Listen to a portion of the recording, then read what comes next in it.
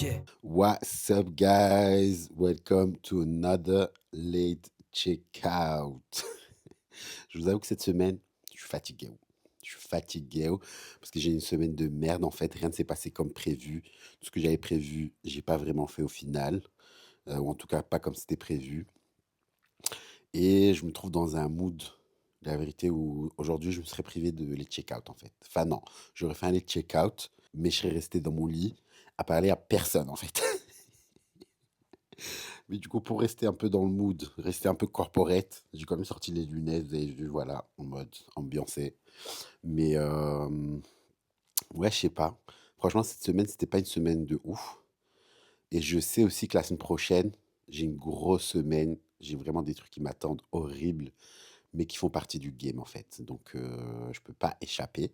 Je vais pas échapper. J'ai pas envie d'échapper à ça non plus. Mais c'est saoulant, quoi. Moi, à choisir, je ferais que les trucs, nice. Enfin, tout le monde, j'ai l'impression, hein, à choisir, on ferait que les trucs qui nous réconfortent, hein, vraiment, qui nous nourrissent, qui nous mettent bien, en fait. Mais on a compris que la vie, c'était pas ça, hein. Vraiment, la vie, c'est pas du tout ça. Moi, j'aurais aimé, plus jeune, qu'on me dise, hein.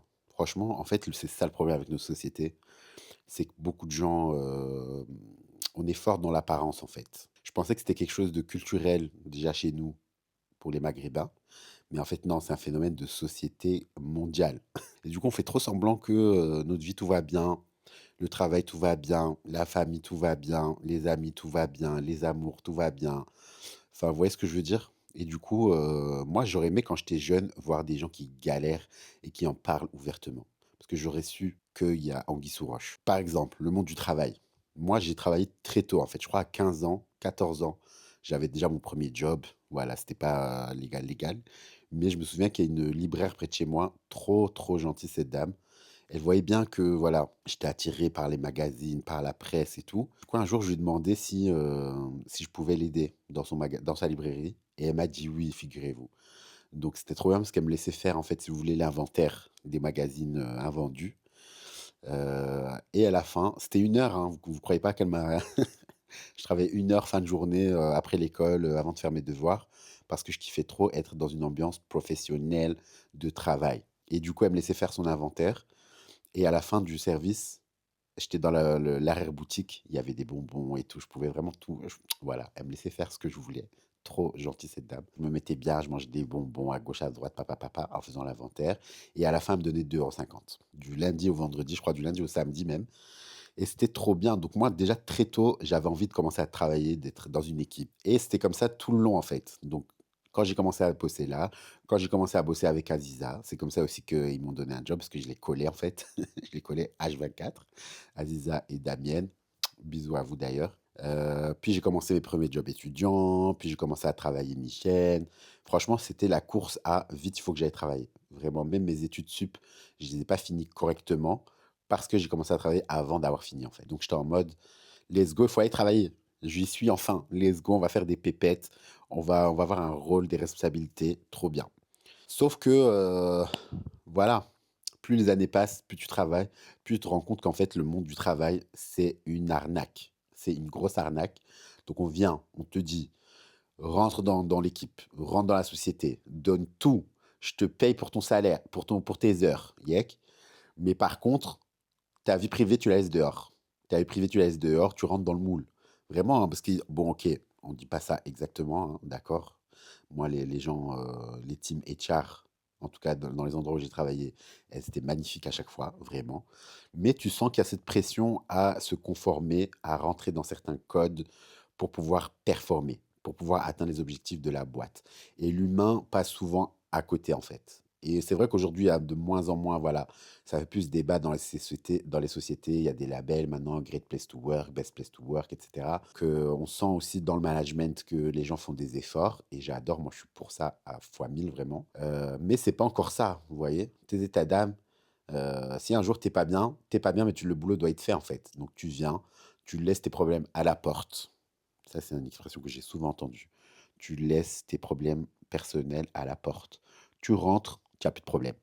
Tu rentres, tu es efficace, tu es dégourdi, tu es rigoureux, tu es concentré, et tu atteins les objectifs. parce qu'on s'est mis des objectifs en team et donc tu peux pas laisser tomber les autres. Il y a cette pression. Mais voilà, c'est un modèle vraiment, enfin pour moi, ça parle aussi de balance vie privée, vie professionnelle et je comprends franchement, j'entends, il faut vraiment trouver cette balance-là. Mais je pense que ça n'existerait pas si on mettait pas autant la pression à rentrer dans des codes. Parce que si on pouvait être nous-mêmes à 100 quand on va au boulot, bah, pourquoi séparer vie privée et vie professionnelle? Moi, c'est ça que j'aime bien aussi, j'aime trop travailler. C'est pour ça que j'aime bien être indépendant aussi. C'est qu'au final, tu peux travailler à n'importe quel moment. Dès que tu as de l'énergie pour bosser, qu'il y a une idée, qu'il y a quelque chose, il y a une dynamique qui se lance, tu la chopes. Mais c'est pas machinal. Voilà, si moi, j'ai prévu des choses le vendredi, qu'au final, le vendredi, j'ai envie d'aller me promener, aller manger une glace avec mes copines, ben, j'annule ma journée en fait. Je déplace, il n'y a que moi qui peut vraiment décider de ça. Bien sûr, faut avoir en tête que ça ne doit pas impacter les autres, mais tu es seul maître, en fait. Et donc ta vie privée, ta vie perso et ta vie professionnelle est mélangée, quoi qu'il arrive. Tu peux bosser un dimanche, tu peux bosser un samedi soir. Donc il y a plus cet équilibre. Alors que quand tu es dans le monde du travail, en tout cas dans le schéma salarial, ben, c'est dur, en fait. La vie est dure. Vraiment, c'est dur. Donc moi, j'aurais aimé qu'on nous prévienne mieux, qu'on nous forme mieux, pas juste avoir ton diplôme, mais dis-toi, c'est une galère en fait d'aller travailler. Et c'est comme ça un peu dans tout, hein. Voilà, les gens mariés et tout. Moi, quand j'étais jeune, j'étais en mode à 30 ans, je vais avoir ma maison, ma Range Rover, ma petite famille, 3 enfants maximum, parce qu'il faut qu'ils rentrent dans la Range Rover. Donc j'étais en mode objectif de dingue. Mais arrivé 20 ans, 25 ans, tu te rends compte, en fait, en tout cas surtout notre génération, comme je disais déjà dans une autre vidéo, j'ai l'impression qu'on a été éduqué, on a grandi pour un monde qui n'existe plus. Parce qu'au moment où on est arrivé, je dirais aux études sup, c'est comme s'il y a un nouveau monde qui nous a englobés. L'ère du digital, en fait. Même si, voilà, ça a commencé avant, hein, mais là, ça commençait à vraiment prendre place plus qu'au début de Facebook en 2012-2013. Je sais même pas quelle année c'était ça, même avant, hein. Mais ça nous impactait moins. Vraiment, ça nous impactait moins. Dites-vous, avant, le téléphone hype, c'était un BlackBerry. BlackBerry, tu peux envoyer des messages. Il y avait BlackBerry Messenger pour les messages cryptés, des emails, et tu as vite fait une page internet, vite fait. Et on était hyper content notre musique dans notre MP3. Donc, c'était beaucoup plus léger comme entrée du digital, de l'internet et tout. Et puis, forcément, ça s'est professionnalisé, ça a pris plus de place. Donc, maintenant, tout est digital. Maintenant, on a un smartphone. Même le vendredi soir à 21 h, ton boss, il peut t'appeler, il peut t'envoyer un message. Tu réponds pas sur Teams, ah, je vais lui envoyer un WhatsApp. Non, en fait, non. Retournons à l'époque du fax. Retournons à l'époque du téléphone fixe. Ou si tu voulais m'avoir, tu m'appelles sur le fixe. Si je suis pas à la maison, tant pis, en fait, hein. Retournons à l'époque du beeper. Comme vous êtes, ça bip, tu réponds pas.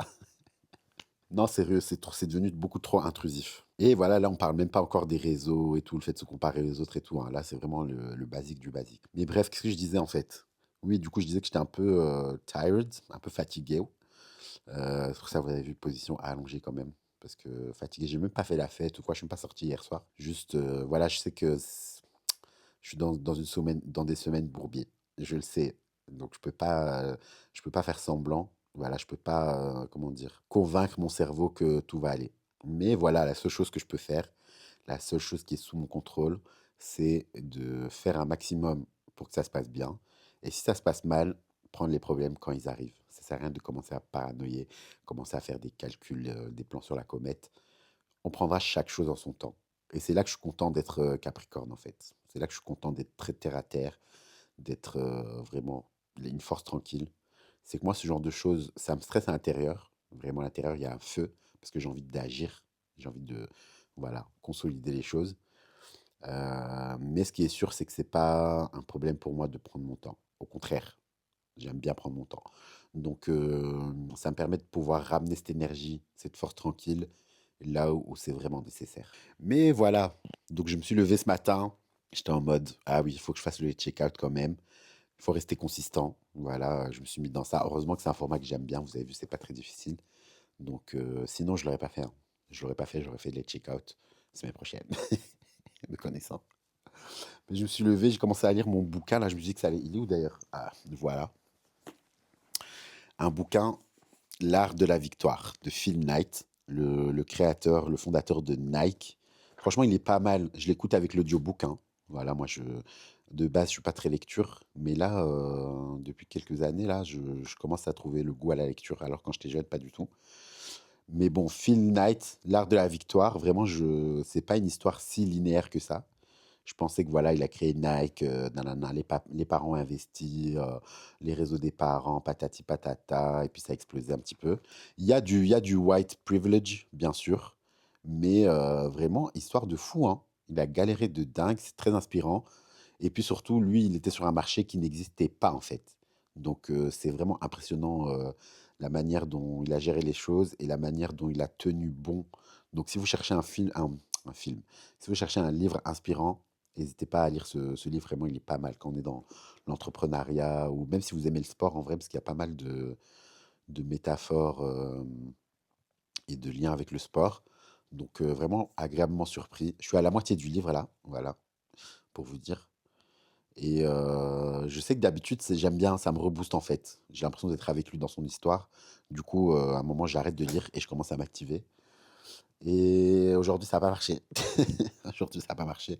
Au contraire, j'ai failli voilà, retourner dormir en fait. Vous voyez la petite sieste du matin quand vous avez déjeuné, ça c'est le best. C'est le must. Conseil d'un pro du late checkout. Vous vous levez, vous déjeunez, yec, vous faites un petit déjeuner. Ça, c'est quand je suis en vacances, hein.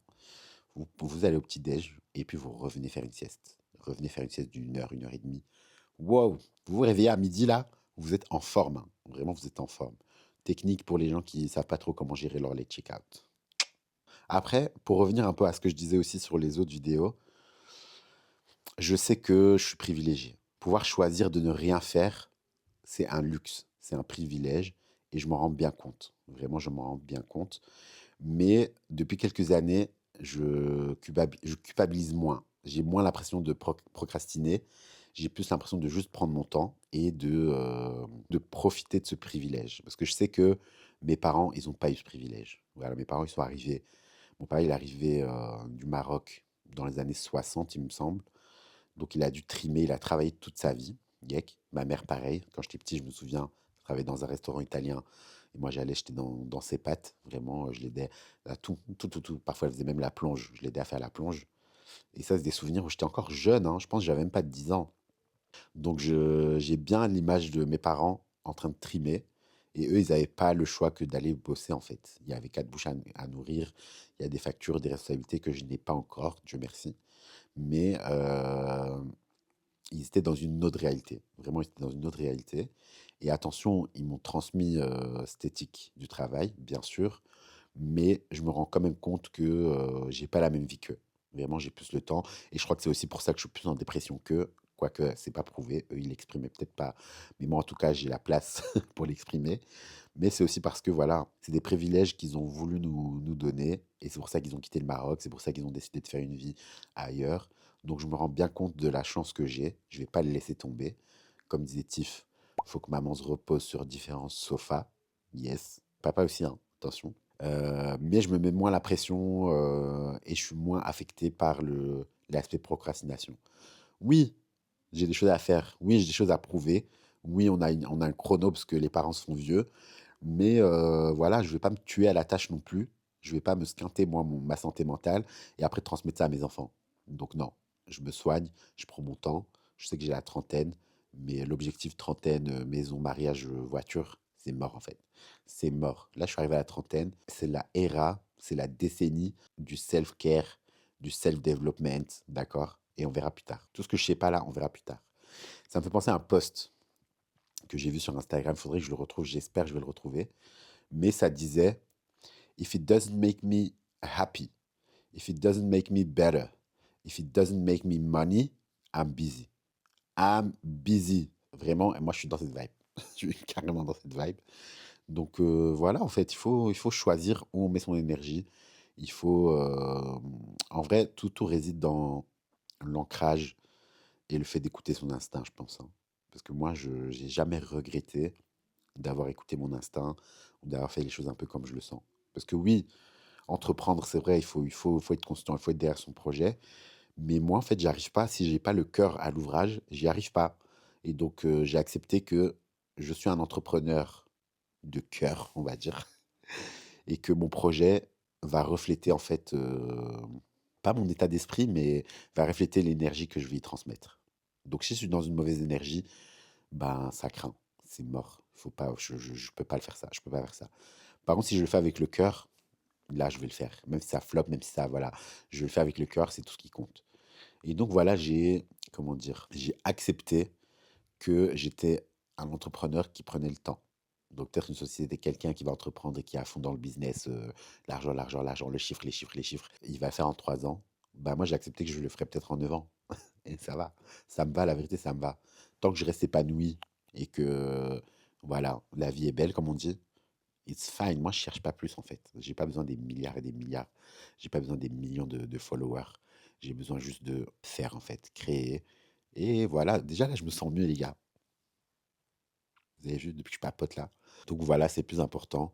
Et moi, je suis en phase avec moi-même, en fait. Voilà. Depuis que je suis en phase avec moi-même, je me suis jamais senti aussi bien. C'est, je m'en fous, en fait. J'écoute mon instinct, j'avance avec mon instinct. Vous ne me verrez jamais sur un projet juste parce que voilà, ça a l'air cool ou qu'il y a de l'argent. Jamais de la vie. Si je peux pas y mettre de mon cœur, je n'y serai pas, en fait. Rendez-vous ailleurs. Rendez-vous ailleurs. Ça y est. Bon, là, on va la faire courte, hein, cette vidéo. Comme je vous ai dit, c'était pas une bonne semaine. Donc, j'aime pas beaucoup scroller en plus sur les réseaux. Ou en tout cas, quand j'ai scrollé, ben, mon algorithme il s'est adapté.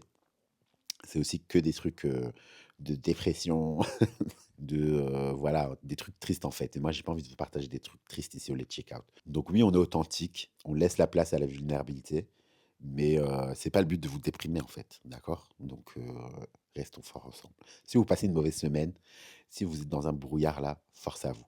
Force à vous, je suis avec vous. Et en plus, le temps là, vraiment, ça s'améliore pas. On part sur une semaine de grisaille là. C'est saoulant. Moi, je suis fort affecté par le weather. La vérité, je suis quand même impacté. Quand il va faire gris, bah, ça y est. Des fois, en plus, j'ai même l'impression qu'il fait gris très longtemps. Et puis, quand je dis ça à mes potes, ils me disent, mais non, il n'a pas fait gris autant. Donc, c'est un peu mon mental qui joue. Donc, j'ai compris que ça m'affectait aussi. Donc, let's get to the let's scroll. Ok, qu'est-ce que j'ai scrollé? Comme je vous ai dit, ça va être rapidos en fait, hein. Rapidos. Wow, les gars, je suis tombé sur un post de Townsend. Townsend, lui aussi, vraiment, il fait du lourd. Respect à ce mec. En plus, un Bruxellois, un Belge, donc encore plus de force. Mais je suis tombé sur un post. C'est un vieux post, hein, parce que je regardais un peu ce que j'avais sauvé. Et j'avais grave kiffé ce post pour la sortie de son nouvel album. Je sais pas qui est le art director derrière le projet. Je suis sûr que Townsend est dedans aussi, un minimum en tout cas. Mais j'ai retrouvé des images qui ont touché mon cœur direct. Surtout la dernière, avec cette assiette Taos, je pense qu'on appelle ça comme ça. Voilà, maman, désolé si je sais plus. Mais c'est tellement de rêves maghrébines, des rêves de mon enfance que j'ai adoré. Et du coup, sur cette dernière image, il a un peu un look de dandy, vraiment de dandy maghrébin. Vous voyez le costard avec la petite ceinture en foulard sur le côté, la chemise voilà, ouverte, le chapeau, je crois que c'est un chapeau marocain, hein. Ouais, on dirait un chapeau marocain, je vois pas très bien là. Et puis cette fucking assiette, mon Dieu, mais l'assiette en fait c'est le clou du spectacle. C'est la masterpiece comme on dit. Vraiment cette assiette, toutes les mamans maghrébines, elles ont une assiette comme ça. Toutes les mamans maghrébines, elles mettent ces assiettes dans des vitrines. Vraiment, c'est une médaille. Il faut pas y toucher. On la sort que quand il y a des gens, voilà, des invités d'honneur. OK? Donc, si tu la touches, tu la casses, tu la griffes, c'est fini pour toi, en fait. On va te remplacer et on va mettre une assiette à ta place. Mais voilà, ce poste vraiment ouf. J'imagine qu'il va sortir un album bientôt, là, parce qu'il a ressorti des sons il n'y a pas très longtemps. Donc j'ai hâte, très, très hâte de voir la suite. Restons branchés Townsend, s'il vous plaît. Il faut lui donner de la force. Wow, je suis tombé sur un post trop chouette. C'est un mec qui a fait un photoshoot avec des fleurs. Et je vous ai dit, ma pote, ma meilleure pote Sarah, elle a lancé un business qui s'appelle Hobbyvent, où elle fait de la scénographie, du set design, et elle incorpore dans toutes ses créations des compositions florales. Et je suis tombé sur la photo d'un type qui a fait un shoot en extérieur avec un bouquet de fleurs, trop stylé. Et j'ai trop envie de commencer à refaire des photos un peu lifestyle, à poster sur mon Instagram, parce qu'avant je faisais que poster, hein. Maintenant je poste plus, je poste que des trucs contrôlés comme ça. Donc j'ai envie de sortir de cette vibe. et je m'étais dit que j'allais commencer à me faire des photos, voilà, fringuées, des photos que j'aime bien, en fait, et donc je me suis dit que j'allais commencer par un petit shoot comme ça me patoche. Donc je vais lui demander qu'elle me fasse une composition florale et on va sortir, hein. On va prendre notre appareil photo, on va faire des petites photos, des belles photos. J'ai trop aimé la vibe, en tout cas, et j'ai envie d'en faire une comme ça je peux l'imprimer et l'accrocher dans mon salon parce que je trouve ça trop beau. Oui, j'ai vu que Kelly Massol, elle a acheté une baraque à Marrakech, my hometown. Je suis trop content pour elle. Vraiment, j'adore Kelly Massol. Franchement, une inspiration pour beaucoup de femmes, j'allais dire, mais beaucoup d'hommes aussi, moi y compris.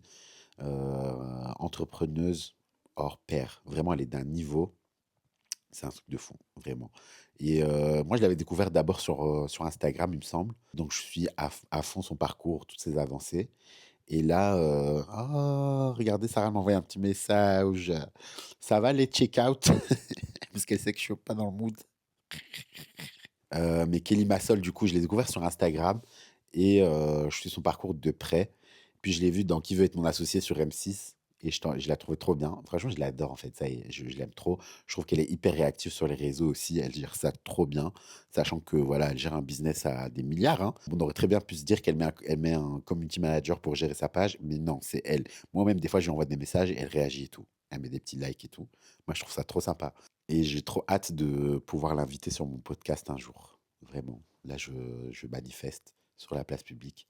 Mais j'ai hâte de pouvoir inviter Kelly Massol sur Viens, on se raconte. On va faire ça. Mais du coup, qu'est-ce que je disais? Qu'est-ce que j'ai save encore? Oui, j'ai save le post d'un café qui a une initiative trop chouette. En gros, quand tu viens prendre un café, tu as le choix de payer ton café du coup et payer la même valeur pour un autre café, pour quelqu'un d'autre en gros. Et du coup, le barista, il sort 2 tickets, ton ticket et un autre ticket qui va accrocher au mur et c'est pour les personnes qui viennent, au café, mais malheureusement n'ont pas les moyens ou qui sont zillards sur un café et que voilà, ils peuvent pas dépenser pour un autre café. Ben, tu peux aller prendre un ticket qui a été payé, «sponsorisé» entre guillemets par une autre personne et tu peux t'offrir un café comme ça gratuitement. Mais j'ai trouvé ça trop bien c'est un peu une économie circulaire, j'ai l'impression, mais j'aime trop l'idée. Il faudrait implémenter ce genre d'initiative dans tous les business. Il faudrait trouver un moyen de étendre cette stratégie à d'autres business, parce que c'est trop chouette. Vraiment pour les gens qui ont pas et qui osent pas forcément demander de l'aide, il faut plus d'initiatives comme ça. Je regarde rapidement s'il y a pas d'autres choses, hein, mais je vous ai dit, voilà, cette semaine, j'ai pas trop scrollé de dingue.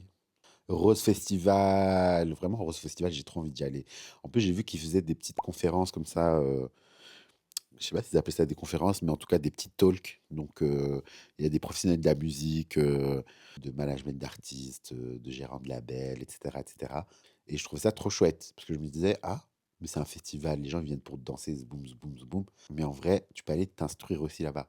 Donc ça, je trouvais ça trop cool. Parce que quand il y a des artistes que tu connais pas forcément, voilà, que, voilà, tu es là, ils sont dans cette liste, mais c'est pas trop ta came, bah, au lieu de te forcer à danser sur cette musique, tu vas faire autre chose, en fait. Tu vas faire autre chose et tu vas t'instruire. J'ai trop aimé. Hé, les copains! Poupette est de retour. Mais Poupette, vraiment. Attendez, laisse tomber. Je m'étouffe presque. Poupette, vous n'allez pas me dire, hein, mais c'est une professionnelle du marketing, hein. Je suis désolé. Mais là, elle est revenue sur les réseaux. Elle sait que les gens sont curieux. Elle sait que les gens attendent un comeback, hein. Déjà, elle a sorti son livre, là. Quelle misère de livre, quand même. Vraiment, elle aurait pu demander à ChatGPT d'écrire des phrases complètes. Mais là, elle est revenue avec quoi? Elle a fait la trend What's in my bag? Mais son bag de prison, son bag de prison. Elle a sorti les gros sacs là, toutes les maghrébins, tous les arabons. On appelle ça un sac turc même chez nous. Tu voyez, c'est les sacs quadrillés là, les gros sacs que tu emmenais au bled là, quand vous partiez en voiture en vacances et que ta mère elle mettait 4 sacs comme ça, c'est que des cadeaux pour la famille. Ben elle a fait ça. Mon Dieu, je suis choqué. Mais me dites pas qu'elle sait pas ce qu'elle fait, hein. Je suis désolé, mais elle sait très bien ce qu'elle fait. What's in my bag? In my prison bag. Dinguerie. Du coup, la vidéo, elle a fait des milliers de vues, des milliers, des millions de vues, je crois même à cette heure-ci, sur un comeback. Voilà, donc Poupette, master of marketing quand même, hein, master of stratégie. et c'est trop marrant l'engouement que ça a parce que toutes les influenceuses, à côté, elles sont en mode: «C'est bon les gars, on rend les clés, Poupette est de retour». Voilà pour Let's Say Roll, en fait, ça y est, en fait. Passons au room service. Voilà, aujourd'hui, c'est expéditif, en fait. Room service. Room service, cette semaine, franchement, j'ai pas de reco, vraiment. Même place Nord, là, j'ai pas été. Je devais aller vendredi, j'ai pas été. Donc je vais essayer d'y aller cette semaine quand même, on va se motiver. Mais moi, en fait, aujourd'hui, je suis dans un mood, déjà, je vais faire les check-out. Je vais faire le montage en mode expéditif aussi et puis je vais me poser devant Harry Potter, en fait. Harry Potter. Je sais qu'il y a un marathon en ce moment même au UGC. J'allais y aller, mais au final, on n'a pas été. On s'est pas organisé. Mais je vais faire à la maison. Là, je vais me faire un chocolat chaud. Je vais me poser dans mon salon, devant ma télé, Harry Potter. Je vais tous les faire. Bon, je sais pas si je vais tous les faire, mais moi, quand je suis dans cet état-là, je sais pas si vous avez vu ça aussi, des films ou des séries un peu confort. Avant, je regardais Grey's Anatomy. Maintenant, je peux plus regarder Grey's Anatomy parce que ça me déprime, ça me trigger en fait. Parce que maintenant que tu es adulte, tu comprends mieux en fait tout ce qu'ils disent. Quand tu es jeune et tout, c'est triste et tout, tu vas chialer avec eux, tu vas rigoler avec eux, mais tu peux pas relate autant. Quand tu es adulte, c'est un autre délire. Moi, je peux pas en tout cas. Mais Harry Potter, par contre, ça sera toute ma vie, je crois, toute ma vie. Et chaque film, il a un niveau. Ça dépend de ton mood. Mais moi, quand je suis dans un mood comme ça, la dépression et tout, je vais souvent regarder le 4, La Coupe de Feu. Parce que je trouve que c'est un des films où il y a un peu de tout. En fait, c'est entre ouais, Harry Potter, après le 4, ça devient très dark. Très, très dark. De plus en plus dark. Alors que le quatrième, c'est le middle, en fait. C'est entre encore le côté un peu inoffensif et on entre vers le darkness. Donc j'aime beaucoup. J'aime beaucoup, il y a de tout. Déjà, les Harry Potter, il faut savoir qu'il y a plein de valeurs, en fait, d'amitié, de famille, de self-développement, de vraiment, il y a plein de choses dans les dents. C'est une dinguerie, les Harry Potter, je vous le dis vraiment, pour ceux qui n'ont jamais vu Harry Potter. Je donnerai tout pour être à votre place et redécouvrir Harry Potter. Mais si vous n'avez pas encore vu, regardez s'il vous plaît, en fait. Vraiment. Et donc, je disais, le 4 il y a un peu de tout. Je sais que le 5 Hors de Phoenix, ça, c'est bien quand t'es en mode, t'as envie de te caler en mode kata avec ta team. C'est trop bien. Les premiers, c'est un peu l'innocence, la magie, voilà, l'espoir. Donc, let's go. Les derniers, c'est en mode fatalité. Il faut tuer tout le monde, en fait. Il faut tuer tout le monde. Et il faut reconnaître les siens. Les gens bons, il y en a. Tu es pas seul à être une bonne personne. Il y en a d'autres. C'est juste qu'on a des problèmes à se reconnaître. Mais une fois qu'on est ensemble, on fait tout péter, en fait. On fait tout péter. Il y a que la justice qui prime, en fait. Voilà. Donc, branchez-vous à Harry Potter. Je sais que je vous ai fait un pitch, voilà, pas ouf. Mais si vous avez encore jamais vu, s'il vous plaît, regardez. Regardez. Là, on est dimanche. Il fait en grisaille. Il fait toujours gris. Là, je pense que ça va pas s'arrêter. Donc, c'est un peu le mood parfait, hein. Voilà. Je vais allumer quelques bougies et je vais me mettre devant Harry Potter. Et fin de journée, je pense que je vais commencer à m'organiser un petit peu pour la semaine parce que j'ai une semaine tendue qui arrive. Donc, il faut que je m'organise un petit peu. Et après, le reste, comme j'ai dit, chaque chose en son temps. Les problèmes arriveront. Je suis ready. Je suis prêt à attaquer ces problèmes. Ils vont pas me déstabiliser. Donc, ça sert à rien de moi-même me mettre la pression avant, en fait. D'accord? C'est des obligations que je ne peux pas. J'ai aussi besoin de voyager, en fait. Ça, j'ai pas dit, hein. J'ai besoin de voyager ASAP. Parce que cet été, je suis pas parti. Enfin, je suis pas parti au soleil. Donc, dès que j'ai mis ces obligations-là derrière moi, je me casse. Je dois tourner le podcast aussi mi-septembre. Donc, peut-être qu'après le podcast, je prends quelques jours au soleil. Ça va me requinquer, je pense. Ça va bien me rebooster. Bon, du coup, pour terminer sur une bonne note, je me suis dit que j'allais vous laisser sur un quote qui m'a aidé quand même à faire le tri dans pas mal de choses. Et c'est un post qui dit: Peace happens when you realize that everything out of your control should be out of your mind too. Ça, si c'est pas une vérité, en fait, franchement, c'est un truc de fou. Tout ce qui n'est pas sous votre contrôle doit être en dehors de votre esprit aussi. Faut virer, en fait. Faut virer de votre esprit quick. Parce que ça sert à rien de se prendre la tête, de perdre l'énergie sur des choses que vous ne pouvez pas contrôler, sur lesquelles vous ne pouvez pas agir. D'accord? Donc, la non-réaction, c'est aussi une réaction. D'accord? Donc, faites comme moi. Apprenez à faire le tri dans votre tête et vous allez voir, vous allez vous sentir plus léger. Donc, sur ce, je vous souhaite une bonne semaine et n'oubliez pas, rendez-vous la semaine prochaine pour un nouveau Les Checkouts. Bye bye! OK.